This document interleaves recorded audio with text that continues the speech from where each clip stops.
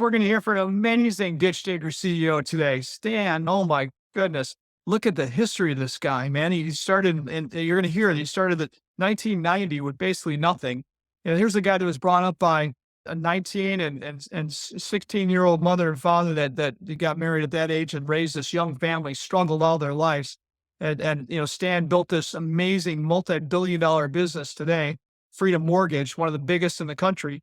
And today, those parents of his that struggled to raise him and his family, years ago, are now in their 90s, able to go to Philadelphia Phillies games, enjoy the games with their son, who owns the team. Right? I mean, this is a rags to riches story that is going to be really fun to tell, and I'm excited that we've got Stan on. So great job, getting to know Stan and getting him on our show today. Appreciate it, Chris. Welcome to Dish Digger CEO today, man. We've got an all-star on board again here. I tell you what, Chris, you hit it out of the park bringing Stan on, because I don't know anybody that we can have in this industry that could be stronger and smarter than this guy. So, Stan, welcome to Ditch Digger CEO today. We're excited to have you. Thanks for having me. It's a pleasure to be here. So, Stan, our goal in Ditch Digger CEO really is just to tell the stories, tell the amazing story of Freedom Mortgage and what you've been to, what it looked like at the beginning, and what are some of the trials and tribulations you've had. I think about sometimes that I know very little about, but except that how it affected me in 2008 and how it must have affected you and your business, and different times where you had to get through some tough times to get to where you're at today. And I think that's what entrepreneurship is all about. And that's what we're all about here in Ditch Digger CEOs, really telling the story of, how you got there, what the vision looked like early on and what it looks like today and everything in between. Like to talk about family a little bit as well, what drives you and and your passions otherwise outside of business. So let's start with Stan and, pre 1990, when you started this amazing business, Freedom. Well, I had been a mortgage broker for 5 years before that, an insurance broker for about 5 years before that. So, when I started in the financial services business, interest rates were 20%. Interest rates on homes were 16%. And I was busily toiling away trying to sell annuities, which were 15% for 3 years. So it was pretty easy to sell those. And I had a modicum of success. And as interest rates began to fall, it became increasingly difficult to sell annuities, especially to people that had just bought annuities that were going to be paying them pretty good returns for a while. And it was harder to find people with money to invest. And the reciprocal relationship of that was money to borrow, which was somewhat less difficult to find people that were interested in that. And it led me to being involved with the largest asset that most regular folks get involved with on a day-to-day basis, and that's their home. And having the opportunity to do that, originally I was looking for leads to sell annuities. I thought I could lend people money against their home to buy annuities with, which was a great concept at a singular point in time. They could create a lot of wealth outside of their home and create enough wealth to have their cash and pay off their home too, in a relatively short period of time without doing much else than waking up and making their mortgage payments that they were already making, and having them actually be the same thing that they were paying or maybe a little less. So it was a great concept at that moment in time. People had equity in their homes, property values are going way up, interest rates were on their way down, but we're still high enough to give big returns. I thought it was a wonderful idea. Unfortunately, it was a snapshot of the world, not a movie. And I came soon to understand that the annuities were getting in the way of the mortgages that were easier to do and to sell and more profitable. So next thing I knew, I was making mortgages for a living. And by 1990, I was doing enough of it to be licensed in multiple states and become a banker rather than a broker. And um, the business evolved from there and went from being me walking up and down the block talking to my neighbors about this idea to being a large group of people out there generating mortgages. How did that, I mean, what is that a 5-year period? It went from you to a bunch of people, on your team? Well, I always believed that if I was going to be successful, I was going to have to teach other people to do what I did. So I began hiring and training and working with people almost immediately. Uh, but it takes time. One of the biggest problems when you start a business is in year one, you have no 5-year people. In year five, you have no 5-year people, right? And you have no 10-year people. In year 10, you have no 15-year people. Um, Uh-huh. so, in order to be successful, you have to surround yourself with at least 10 people that have a shared vision that can grow your business to virtually any size. Um, and it's a pretty good model to follow. Um, uh, you know, Essentially Catholicism followed that model, and kind of worked out for them. And I figured it could work out for me. Uh, and you know, Fundamentally, I really did believe that if you can create an irrefutable vision that you believed in and were confident that you could do good with, where you could help a consumer and the outcome for the consumer was positive, that you would be able to price it appropriately to be profitable and then get other people to believe in the irrefutability of your vision. And then it just becomes a question of creating a strategy around that vision and turning that strategy into an executable plan involving tactics and supported by tasks, and making sure that you supervise those tactics and tasks to execute that plan. I love it, and the irrefutable vision that serves your customer, basically solves a big problem of theirs, right? I mean, that others probably haven't, and then build a vision on it. I mean, how big was that vision? 1990, 1991, or two? How big was the vision compared to where you got today? Well, the vision was make a living and feed my family. So I was pretty focused. It was a laser point, not a spotlight. And it wasn't certainly wasn't lighting up a stadium, but rather it was really focused on one foot in front of the other. And what happens is the vision evolves based on your ability to create success. I really believe that success is cumulative and that your job is to have uh, a lot of small wins that pile up, and that take that achievement that you've done on an individual task or tactic that combine to execute a plan, no matter how grand that plan may be. The confidence that comes out of the success and the achievement of executing that plan and altering that plan to fit the reality of the environment, that because nothing ever works the way it's planned. So you have to be able to have a plan, act on the plan, react to the environment's treatment of that plan, and then, you know, take the time to analyze what's taken place and then start again. And if you follow that formula, you're likely to be able to create a series of accomplishments that you can build on. And the confidence that you gain from the accumulation of a lot of small achievements results in a success that makes it easy for people to follow. Nobody really leads, but people follow.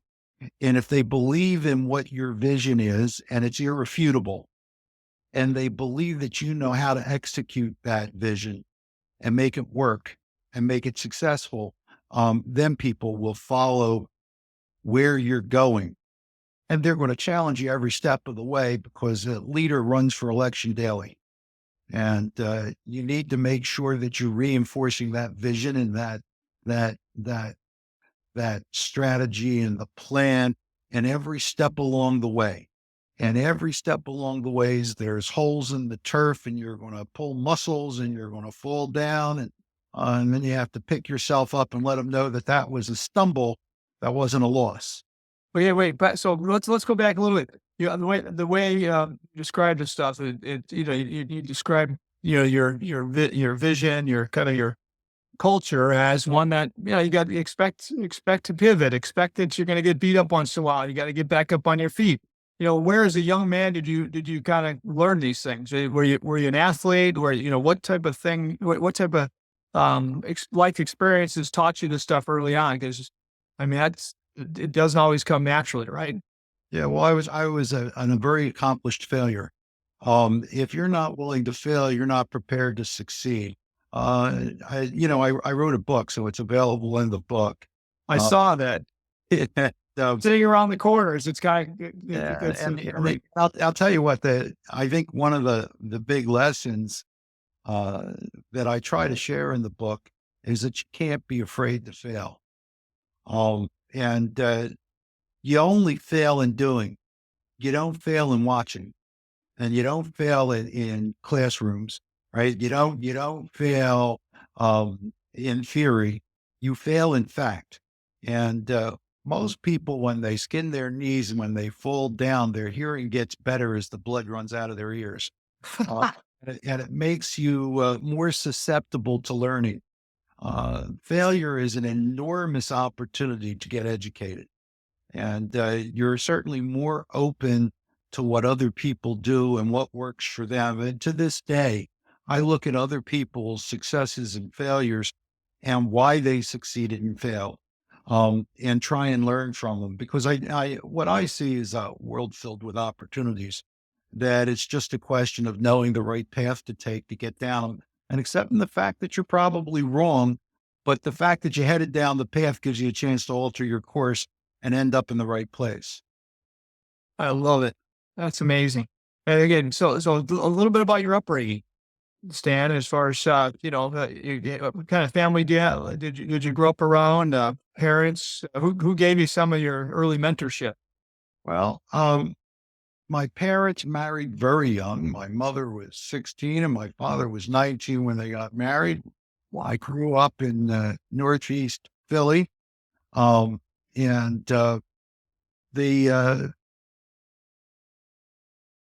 the, the things that I saw was young people that probably were in over their head. I didn't know this at the time, but upon reflection, that really didn't have the chance to be all that they could be because there was a family and mouths to feed, bills to pay.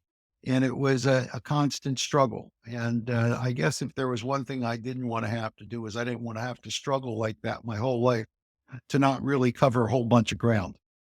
And I was lucky enough that my parents took the time to push education on me, and make me do a whole bunch of things that I knew I didn't want to do, uh, cutting lawns to loading trucks to doing all kinds of mechanical work and working at the gas station, um, getting my hands dirty, lifting and carrying, working in a warehouse. Uh, I had the opportunity. My mother chased me out the door with a broom. Go get a job. You're not going to sit around this house and not do anything. Uh, so, well, I got that kind of upbringing, and I like it.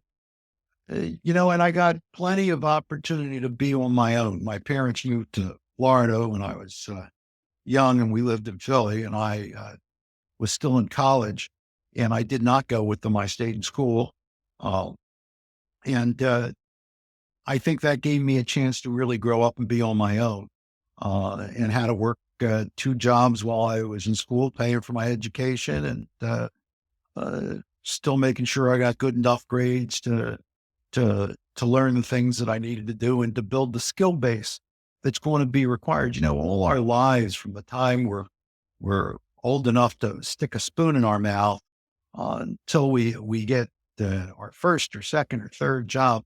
We're spending, even today, we're spending a lot of time accumulating skills. We talked a little bit about performing tasks, as part of a plan and using tactics. But it should not be overlooked the importance of developing skills and accumulating skills so that you're prepared when you're faced with the responsibility of performing tasks. And that means, you know, things like selling it's skills. It's a lot of repetitions, and it's a lot of no's to get to that yes. And you have to understand what customers are triggered by what a good script looks like. How do you get people comfortable with allowing you to help them in whatever it is that you're selling, and add value to their lives. And it's a science. It's not an art. You hear people say he's got the gift of gab or this or that. That's nonsense. If you're good at it, you're doing it on purpose with purpose. And that's true with just about everything.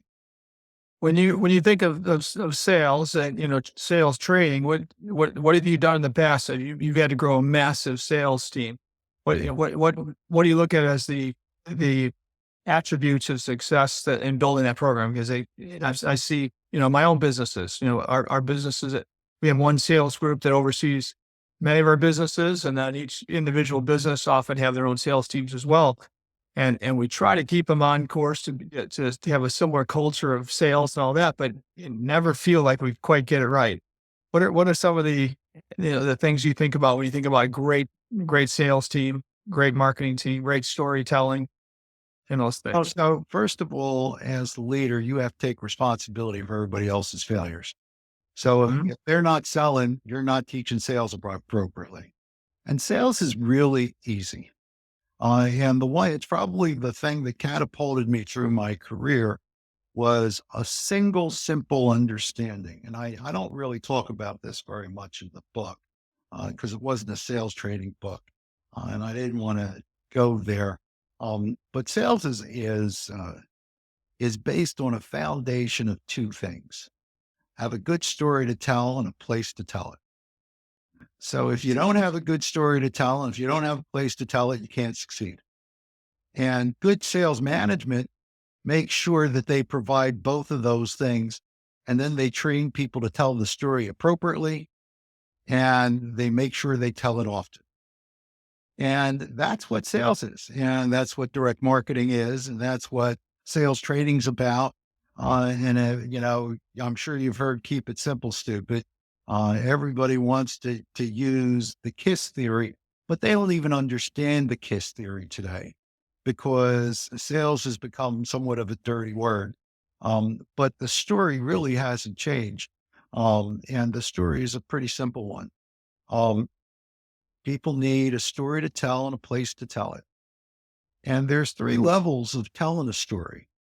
And the three levels are you can, talk to somebody who doesn't know anything about you, right? You can do it cold. You can get a referred person that could become a customer. And so you can get cold customers, you can get referred customers, but there's no customer like a repeat customer. And if you can build your business around uh, repeat customers and get that to happen on a subscription basis, you have found the keys to the kingdom. And to that end, we have almost 3 million customers who pay their mortgage to us every month. And that is the primary source of our customer base, and our new business comes from those existing customers. Yeah, so those three things. So you got, talk to someone who doesn't know who you are, right? No, doesn't know about you, right? That's what, when you Yeah, think hard about. to tell. Your conversion rate's 1 in 100, 1 in 150. Referred, probably you get down to 1 in 5, 1 in 7. Maybe if you're really talented and smart, got a good line of bull, maybe get that to 1 in 3. Um, but when you're dealing with customers, you can get 80%, 90%. And that's pretty normal kind of conversion. So if you're getting 9 and 10 instead of 1 and 3, I Yeah, don't know. Uh, if you're playing baseball, you'd be pretty much a star in the team if you're getting 9 and 10. yeah, I guess so. Yeah, like a Hall of Famer, actually. Yeah, on steroids. Yeah, I mean, you'd be like a quadruple Hall of Famer. Yeah. So when you as you continue to build this, so what are your responsibilities today in this massive? What do you have, 4 or 5 thousand teammates now? Well, we've been as high as 15,000. I think we're currently about 7,000. And the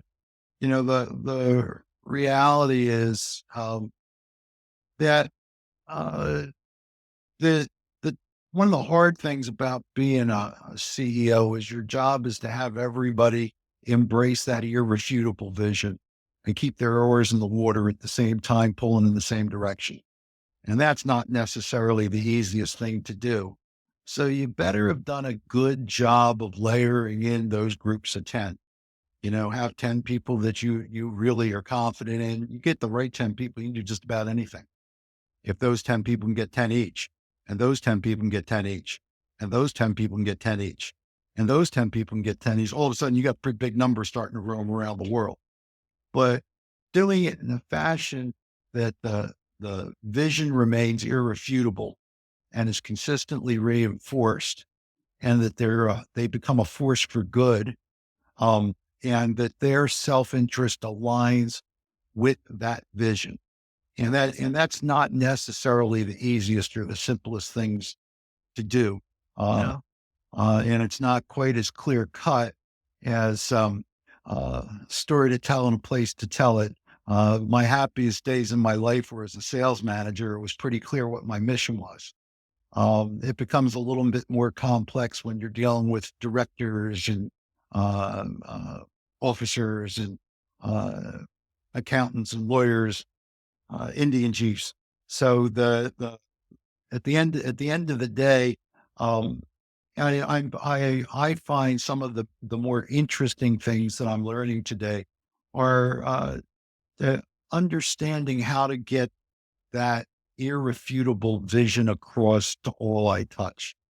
And some of it is being able to reshape the description of the vision to align the interests of all the stakeholders, which Well, how, includes governmental people, directors, officers, and teammates. how often do you revisit that vision? So you mentioned a little bit, Daily, just let's say it again. daily Daily. time. Everybody I talk to, it's in every conversation, everything I think about, everybody I talk to. Oh, so okay, well, all right. And how often does it change though? Like, is it every few years where it changes drastically, or tell us about that? Well, every time you start to get close, you raise the bar. Sure. So, there's no such thing as getting to the end, right? Because you're going to move the goalposts, right? So the secret is to make sure, I was at Temple University on Monday. I talking to a few hundred kids, and that's a treat because they actually listen to what you say, rather than adults that have their own points of view that are looking for reasons for what you're saying to be not true. Um, but it was a treat talking to them, and it was a pleasure because they wanted to hear what I said, and they were interested in how I could alter their approach. And one of the things they asked me um, was, "What are you most proud of? What was your single accomplishment?" And my answer was pretty quick, and it was pretty easy. I said, "I don't know. I haven't done it yet. I don't spend any of my energy or time looking back. I spend all my time looking at what I'm responsible for next and what I can do next. We're all judged by what we do next, not by what we did last. What you did last is very nice. And if you're going to stop working or when you die, somebody can talk about it. Um, but while you're working and while you're responsible for other people's lives, you better be focused on what's going to happen next, or you're going to get hit by a bus. So you got to look both ways when you're crossing the street. You got to remember what you did that got you across that street, and you got to make sure you don't get hit by a bus while you're crossing it. That's an awesome way to look at it because yeah, many people have gotten to where you've gotten in life and in business and entrepreneurship are going to look back at all these cool, proud moments, right? Oftentimes they're going to, right? I I've my Nothing wrong memory. with being proud of what you did and being confident because you've done it, but it's just not an excuse to spend your time thinking about it. Yeah, I love it. No, I'm looking forward at innovative companies, and we build innovative companies. It was what we do in our industries, our customers ask us specifically, "What's next? What's next? What's the coolest new thing?" Right? We're always investing in crazy innovation that takes our industry to another level. That's our goal to really change our industry, and we do it with a lot of things, a lot of different technology and 3D technology and AI and many things. But, when you have a business where your customers are constantly asking you what's next, as they talk about specifying their next budgets and all that, that's pretty cool. Again, if you have your team I know you do, thinking about what's next on a constant basis, your customers are going to rely on that. Your team's going to rely on that. And you're a different animal really when it comes to your industry. Because oftentimes the old school businesses are think that being secure and being safe is not stepping outside that their comfort level very often. Where I Yeah, think it's address that for a second because yeah. I find that people think that way. And, if you get a 90 in an exam, you get an A. If you get a 90 in life and you did that 10 years in a row, you're closer to zero. So it depends whether you're going to get graded that once or you're going to get graded forever. Because if you go negative 10% each year for 10 years, you're down to zero. And I think you ought to think about not getting an A and thinking about how do I get an A plus plus plus? How do I get to 110%? Not how do I get a 90? And unfortunately, um, the mentality around getting a 90 is pervasive in our society. And, it's been my experience, and I've been working a great deal with government people and with larger corporations, where the board members uh, uh, may sit on 4 or 5 different boards, and the executives of the large corporation are more interested in their preservation and not getting in too much trouble. And what happens 10 years from now may not be their problem because they may not be there. Hmm. And they don't want to taint their reputation from getting the next gig where they can keep getting 90s. So if they got 3 years of 90s and now it's a 70, um, that's a good time for that CEO to move on and find his next big challenge in life, see where else he can turn dollars into dimes. And that there's an awful lot of that goes on, and that government mentality, protecting your fiefdom, getting a budget, uh, use that budget or lose it. You have to spend every dollar you have, or you don't get the next dollar in your budget. Um, there's just a pervasive line of thought that exists, and that the largest growth industry in our country is government. Government hired more workers than any other industry last quarter, and I'm not sure that won't continue to grow because it's a safer place to be, and you're not responsible to get A plus plus. All you have to do is get a B. If you can keep going at 80%, they're going to give you a new budget anyway. So, the idea of not screwing up and not taking a chance and not improving, is it's the opposite of the way I see the world. And maybe I'm the relic that's going to go extinct. But I just can't look at the world in that kind of line of reasoning. Well, I mean, it's actually, we believe the same exact thing, and I believe it's going to be your mentality that it continues to keep this world an innovative world that actually, changes and progresses and gets better.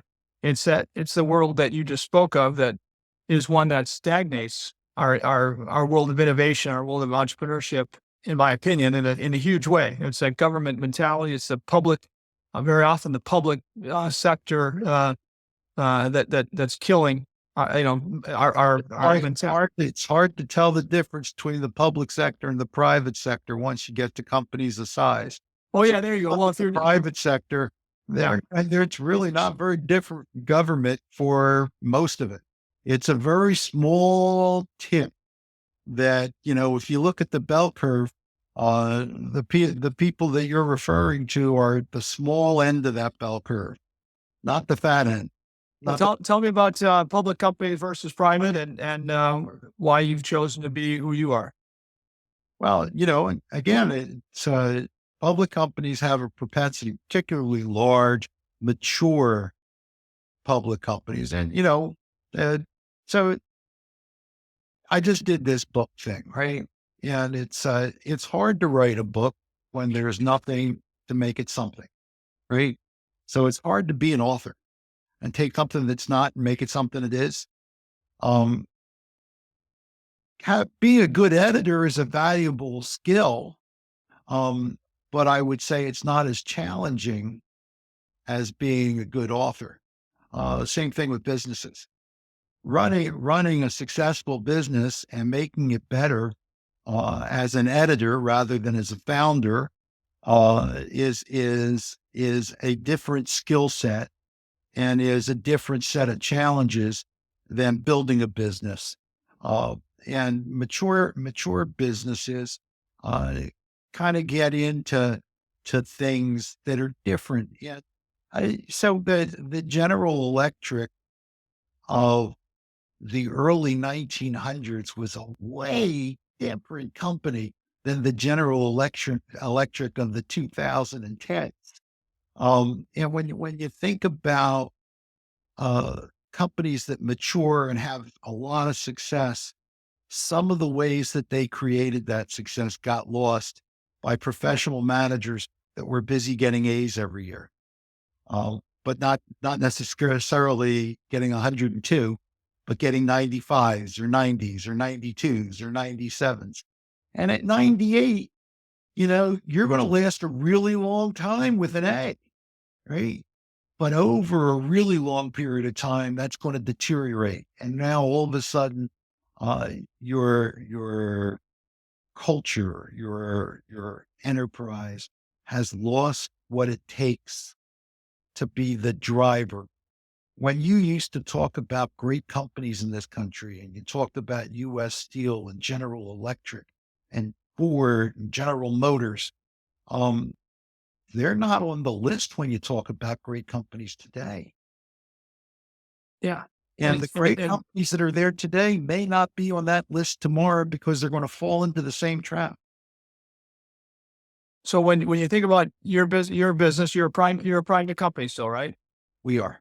So when you think about your private, company as a, one of the big ones in the country, competing against a public company that's in the same space, um, because I know a lot of people like myself, we have a couple of companies that could be public companies as we continue to go forward. And we're back and forth on whether we ever think about it or not. But tell us the advantage and disadvantage. We've talked about it a little bit, but go a little deeper if you can. So, and by the way, there's nothing wrong with being a public company. I think it gives you great advantages. It gives you publicly traded script. It gives you the opportunity to really drive outcomes, which I think are fabulous things.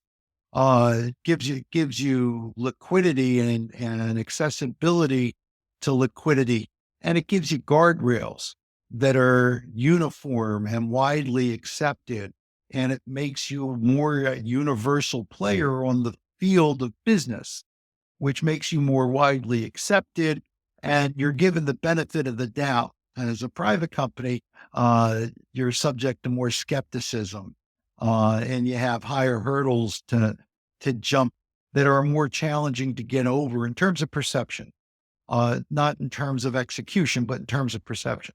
And not that those hurdles can't be overcome, because they clearly can be. But I think that when I think about publicly traded versus privately traded, and I'm thinking about my children, it kind of takes me to a place where I say to myself, how does somebody become successful? And there's three keys to being successful, or three ways. One, you can have a great gift. You can be an extremely gifted human being and be extraordinarily successful, whether it's intellect, athleticism, birth, whatever it is that your gift is. If you learn how to use that gift and take advantage of it, you can be pretty successful with that gift. Second Yeah. way to be successful is to be too desperate to fail. And that's probably that area that I fall into, where you're so desperate not to fail that you will not be denied. And no matter how many times they knock you down, you're going to get up two or three more times and you get knocked down. And you're going to get up stronger and fiercer and more angry and more determined. Um, and then that third way is probably the more common way, and that's to be super well trained. And you can be extraordinarily successful in our world by being well trained. But how you receive that training and how you measure success depends a lot on the people training you. And they mold your vision of what success is and your view of what success is. Where I kind of measure success by the next guy that's in front of me in the line. And who do I have to pass next to move up that list? Uh, and to me, that's how I define success. But everybody doesn't define success that way.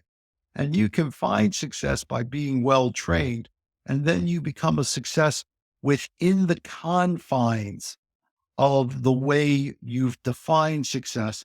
And that's the dangerous thing about putting yourself in a box, and you create ceilings and walls that kind of limit where that success can go.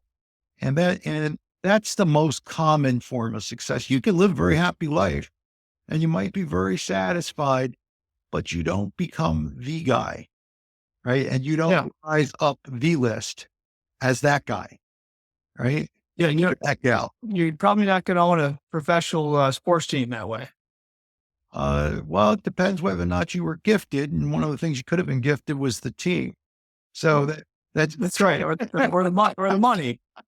that's Yeah. kind of the old fashioned way, right? That's right.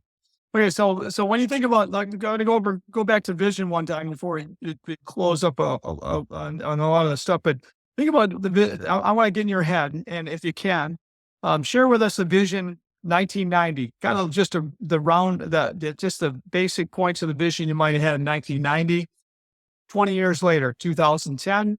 And then right now for 2025, the vision you have for Freedom Mortgage, going forward, but think about those 3 points in time. What might have that, so our listeners can get a grasp of, what were the 3 dates? The 1990, 2010, and right now with your team looking at 2025, that vision of 2025, what you expect of your team and what your team expects of their success. They are incredibly interesting dates. And now you've put me in the snapshot business and you've taken me out of the movie business, and I prefer movies to snapshots, but they tell better tales. Yeah, true. But two of those dates, the first two of those dates were, sometimes the world, so people that have had some modicum of success have a tendency to have a great belief in themselves, and they lose their humility. And hubris is an incredibly important thing. And there are points in time where things occur that are beyond the scope of your ability to control. And, I'm sure you've heard somebody say, control the controllable, which is an excuse for not being able to control things. I mean, General. But there are macro events and there are points and times where you have to work twice as hard to lose half as much. hmm, Because there are times that are going to take you backwards. One of those times was 1990. Another of those times were 2010. Uh, more closely aligned was 1988 through 1990 and 2008 through 2010 yeah, were extraordinarily difficult periods in credit. And in my industry, um, difficult credit periods cause a lack of liquidity and really put a hard ceiling on growth. And it puts you in a situation, especially a business like mine that depends on liquidity, where I would spend more of my time begging for money than I spent on doing my job. I wasn't telling a story. I didn't have a place to tell it. Values, both of those, what those two time periods had in common was property values had peaked and were coming down. They weren't rising, which means the asset value of the product that I sold was as a derivative of the underlying asset, the assets, the home, the derivative, the mortgage, and the derivative of the derivative would be the mortgage servicing rate, which is really my primary asset. Um, that anyway, in the scope of falling asset values, because 1990 was during that RTC thing. 2010 was the great bailout and the financial crisis. Uh, Both of those were extremely constrained periods, and during each of those, we were in a consolidation mode where we had to make sure that we right size so that you don't go broke making a profit. So you had to make sure that you got your expenses aligned with your profits and that the economic conditions didn't become a kill. It became a constraint. And there's a difference between the two. And both of those periods were survival periods. Interesting in contrasting them to today. And I think you stumbled into this. I'm pretty sure you didn't go there on purpose.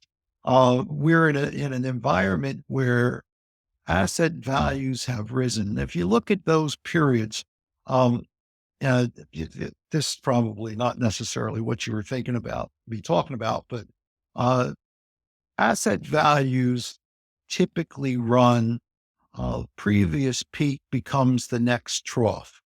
So in 1988, uh, I'll talk about home values, but homes did not lead into that issue that occurred in the late 80s and into the early 90s, which was the savings and loan disaster, which was created by the deregulation of savings and loans, excess liquidity brought into the marketplace in the middle of that 80s decade that resulted in asset values going way up and then having a massive correction where 30% of the value of those assets from peak to trough corrected. Um, it took until 2001 or 2002 for us to recover the value to get from that peak in 88 back to the same value of assets wow, during that period of time. Those assets then from 2002 to 2008 went up by about 30% again to their new peak. yep, So peak, and from that peak that became the trough to the next peak. And then that correction in 2010 took them right back to the last peak being the next trough. yep, I would suggest, and I do in my book, that that peak we reached in 22 and that we have, or 21, 22. Anyway, so having reached that previous peak, which was 07, 08, right prior to the asset correction, right? And by the way, all assets correct. They're just led by different things. 88, we were led by office, but it had massive correction in residential, right? And across stock markets, et cetera. Yeah. Yeah. 2008, massive correction due to residential, but it affected all markets, equities, office, warehouse, commercial. All of them had the same curve, right? And correction process. So peak to trough, trough to peak, last peak becomes the next trough. So I would say that you should expect in 28 that you will see a correction from the last peak to the last trough, which means that we should see about it. I think we have a little bit more space to go up. And you can see it from the constrained assets that if you got another 15 or 20%, 18% increase in the value of assets wouldn't surprise me by 28. But then I would imagine we would see a correction by the time we got to 2030 of about 30% back to the previous peak, which would be that new trough. And it'll take quite a while to get back. Okay. So that back to my question though, I want to get in your head as far as like when I look at other entrepreneurs listening to this, our show and stuff, they love hearing like the growth, right? So when you think about what it looked like, what you like to hear and what they should hear may not be the same thing. No. What you just went into is amazing. I mean, I think it gives people more of a vision of what's going on in the market future right now, which is critical to all of us, right? My point is that there are macro cycles, and that's kind of the point of seeing around corners. You have to know how you fit into the macro environment, and you need to be sensitive and aware, not just of yourself. And it's this insular lack of sensitivity and awareness that puts companies out of business. And I think this is a critical part of being successful. And when you look at 88 and you look, all the savings loans went out of business, right? You look at 2008, all the mortgage companies that went out of business and all the other businesses that went out of business. They didn't necessarily go out of business because of a lack of profitability. Most of those businesses failed because of a lack of liquidity. So even though you're doing your job right, you're managing your expenses, you're managing your revenue, you can be impacted by macro events control. That if you were taking the time to look and be aware, you could have been sensitive to and made changes in the way you did what you did to position yourself with greater levels of liquidity, better credit propositions, clearer visions around managing the risk. So one of the things that happens is as your company grows and your exposure to the wider world leaves your personal control, right? Because that's kind of what success is, right?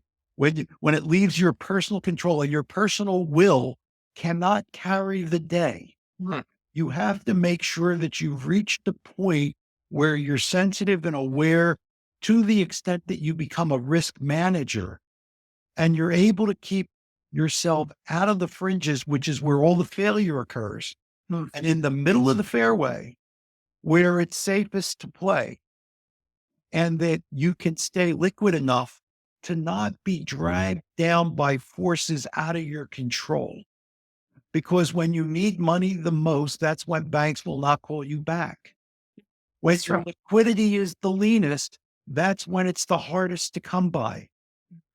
That's when your back's against the wall. And that's sometimes when you have to work twice as hard to lose half as much.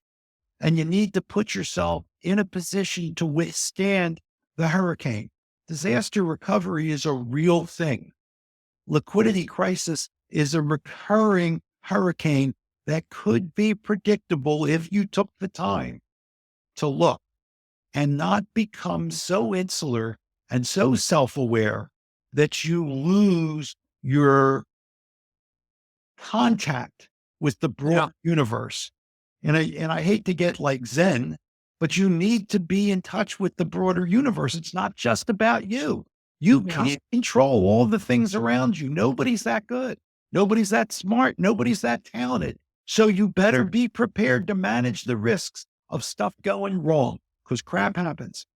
So don't let those beautiful sunny days get in the way of understanding the hurricane that you need to be prepared for. And don't mistake the next cloud free day as anything other than the eye of the storm. Mhm. I love it. You're a wealth of knowledge, man. It's amazing listening to you. You're such a joy to listen to, and your knowledge and experience is incredible. To come from where you came from, and what was your first investment in 1990? What did it take you to get into business? How much money? Nothing. I got up and I went to work. I made a sale. I sold what I sold. And I bought what I needed to buy, and I tried to keep a little bit in between. What are the revenues of your business today, or how do you measure the size of it? We have $650 billion in mortgages that we service. Oh my God, Generate billions of dollars a year in revenues. that's amazing. To go from nothing to that. I mean, this is a ditch digger CEO story like no other. And we've had a lot of amazing people on our podcast, but your story is incredible. And your knowledge, you just have this ability to educate through your stories that not everybody has. I'm sure that's where a lot of your success has come from too. Like you're saying that, understanding the story, telling that story, that vision over and over again, and getting other people to tell it as well, because you're a great storyteller. Um, Chris, what question you got before we close out? We could talk to this guy for hours because he's just a wealth of knowledge and a lot of fun. Where Chris, where'd your mind go, and what questions you got for Stan? Yeah, Stan, I couldn't write fast enough. Most guests I get, Yeah, a couple for great lines. $28, you can buy the book, and you don't have to. Perfect, Yeah, perfect. And hey, Chris, let's order that book, a bunch of those books too, because I'd love Yeah, to yeah, give those out as gifts, and I got to read myself, by the way. So yeah. No, and normally when guests share wisdom, I kind of write the Cliff Notes version of it. But you spoke so succinctly and so like boiled down. I literally wrote what you said word for word. I was like, he's like speaking in perfect quotes right now. So you have a gift, my friend, and I was hanging on every word.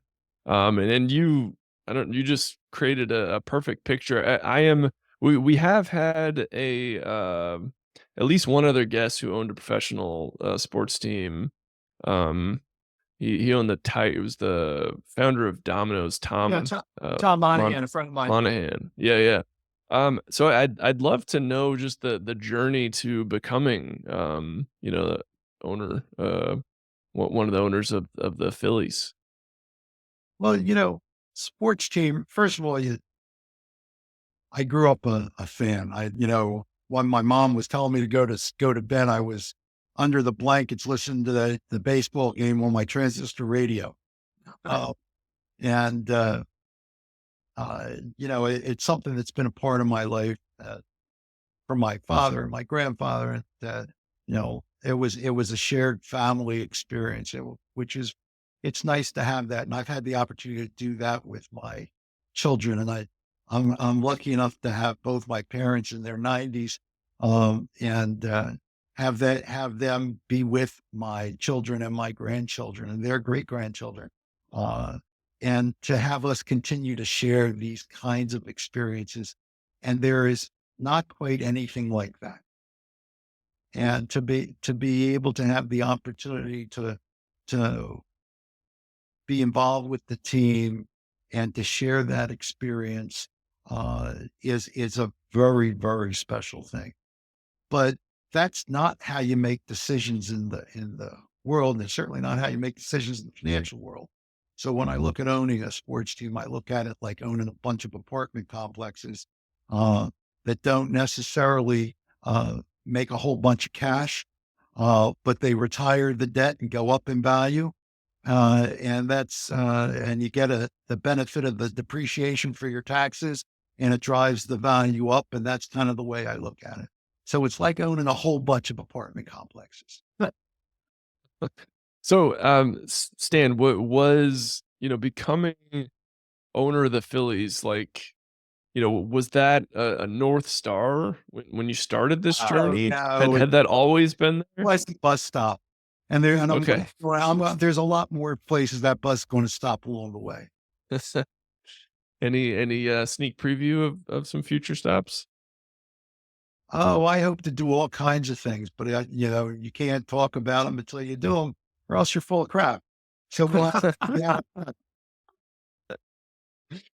Stan, the philanthropic stuff you're involved in too. Yeah, you don't brag about it and talk about it, but it's known. The cool things you do for children's hospitals and all the other stuff. Um, tell us about what you think a leader, somebody with success should expect of themselves when it comes to giving back, investing in the community like you do. so one of the things that I like to do, first of all, I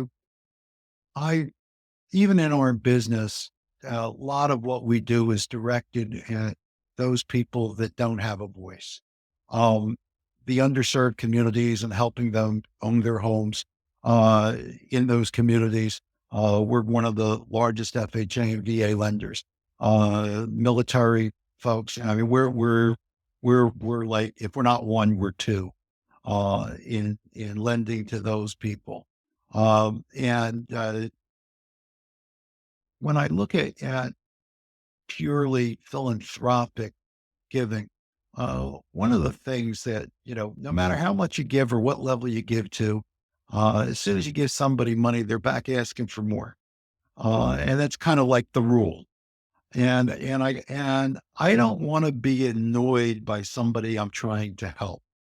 And one of the things that I like to see is those that you help also be able to help themselves and demonstrably show that, yeah, they're going to get to do good with the money that I give them, but that they don't need the money that I give them.